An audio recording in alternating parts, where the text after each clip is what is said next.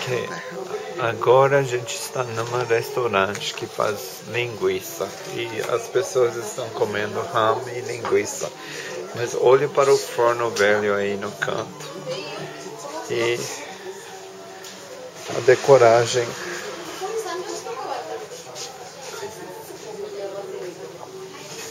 E olha as pessoas fazendo compra. Dá pra ver?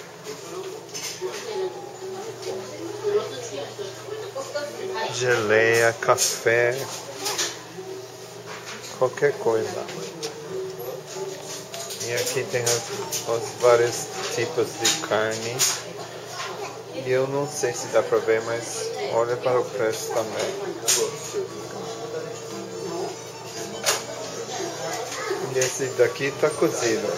E o valor está ao lado.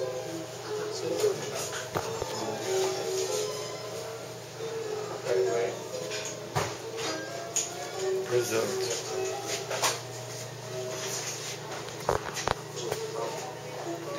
Eu vou sair para fora para tirar foto de fora.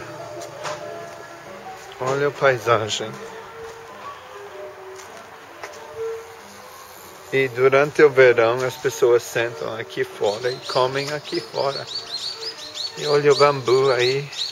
E eles comem na primavera. A raiz do bambu.